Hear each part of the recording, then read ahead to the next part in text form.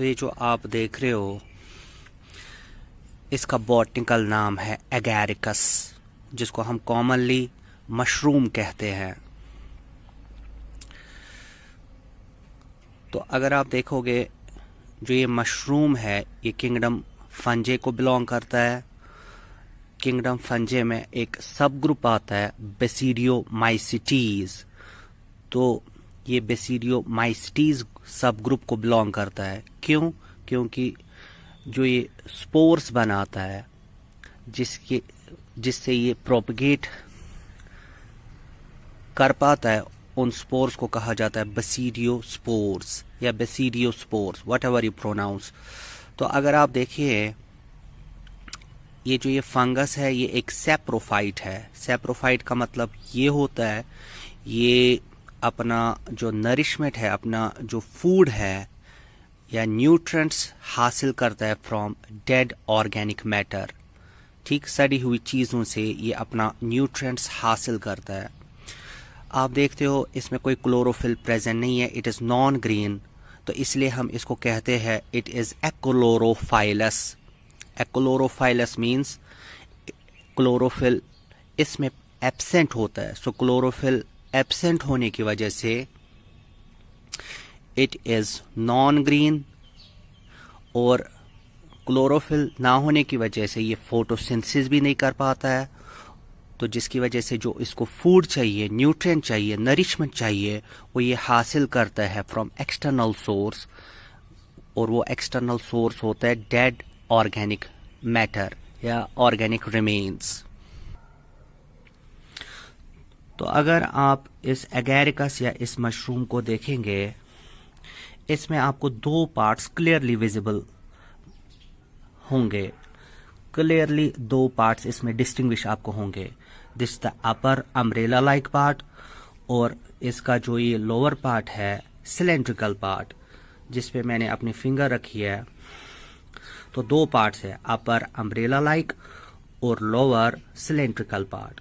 तो जो ये अपर अम्ब्रेला लाइक पार्ट है इसको हम पाइलियस कहते हैं और जो ये लोअर इसका सिलेंड्रिकल पार्ट है जो आपको क्रीमिश नजर आ रहा है, जिसको मैंने पकड़ा है, तो this is called as stipe.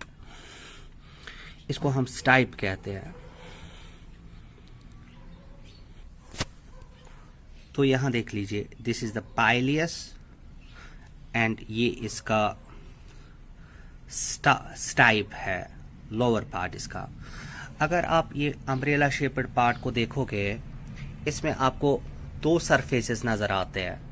अपर वाला जो स्मूथ होता है, जो आपको यहाँ ब्राउनिश कलर का नजर आ रहा है, दिस इज कॉन्वेक्स साइड, और जो इसका लोअर साइड है जहां से इसको अटैच ये स्टाइप होता है, जो आपको ये क्रीमिश कलर का नजर आ रहा है, दिस वन, तो this is the concave surface.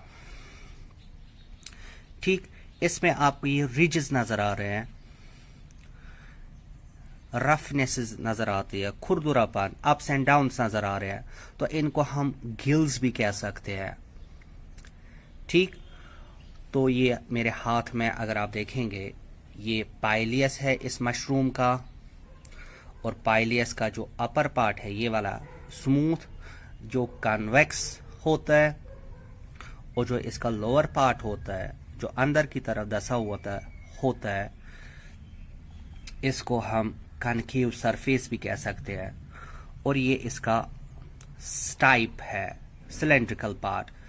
और ये जो आप इसमें लोअर पार्ट देखते हो जिससे ये सबस्ट्रेटम को जुड़ा होता है, this is called as rhizoidal hyphae. अस्सलामु अलैकुम वरहमतुल्लाहि वबरकातुहू। तो यहाँ मैं आपको आज मशरूम के हैबिटेट के बारे में बताऊंगा और मशरूम के न्यूट्रिशन के बारे में बताऊं।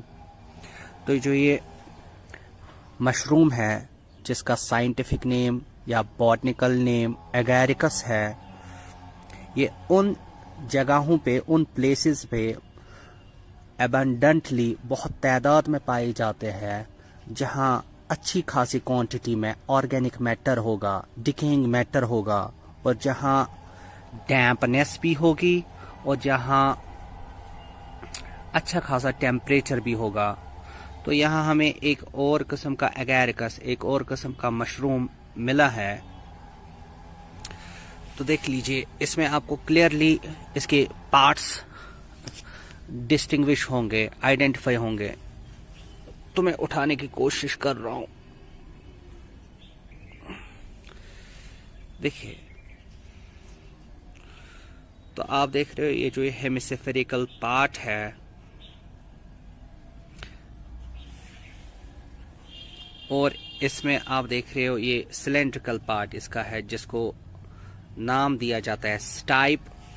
और जो ये हेमिस्फेरिकल या अम्ब्रेला शेप्ड पार्ट है, इसको कहा जाता है पाइलियस।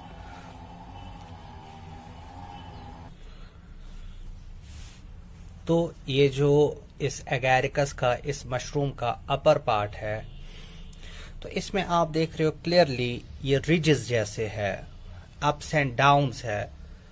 तो अगर मैं इसको थोड़ा सा जूम कर लूं, आपको क्लियरली इसमें स्ट्रेशंस जैसी, लकीरें जैसी दिखेंगी। सो जो ये स्ट्रेशंस है या रिजेस है, इनको ही कहा जाता है गिल्स। तो ये वो वाली गिल्स नहीं है जो फिशेस ब्रीथिंग के लिए, गैसियस एक्सचेंज के लिए इस्तेमाल करते हैं। These are different. और ये जो आप देख रहे हो, ये सिलेंड्रिकल पार्ट इसका, जिससे ये सबस्ट्रेटम के साथ जुड़ा होता है, इसको कहा जाता है stipe. So this is the stipe, जो लोअर पार्ट है इस एगैरिकस का, और ये इसका अपर पार्ट, हेमिस्फेरिकल पार्ट, जिसको पाइलियस कहा जाता है। ठीक, तो आप देखेंगे, अगर हम इस मशरूम की न्यूट्रिशन के बारे में बताएं, तो आप क्लियरली देख रहे हो कि इट इज़ नॉन ग्रीन, ये ग्रीन कलर का नहीं है।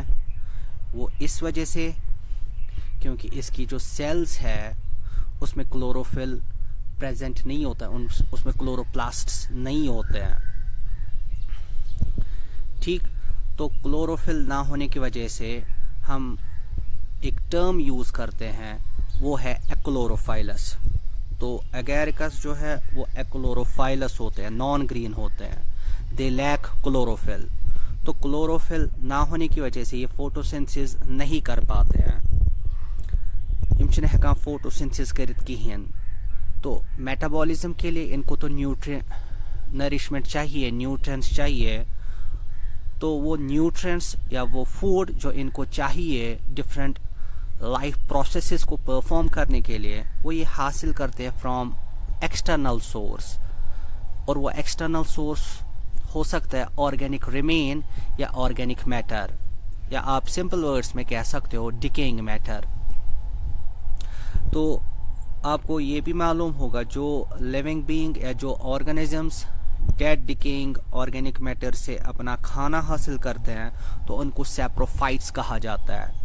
तो अब जो ये एगैरिकस है, ये ऑर्गेनिक रिमेन से, ऑर्गेनिक मैटर से अपना नरिशमेंट हासिल करता है, अपने न्यूट्रिएंट्स हासिल करता है। तो इसी वजह से हम इसको कह सकते हैं कि ये सैप्रोफिटिक न्यूट्रिशन दिखाता है, या हम इसको कह सकते हैं इट इज एन सैप्रोफाइट। सलाम।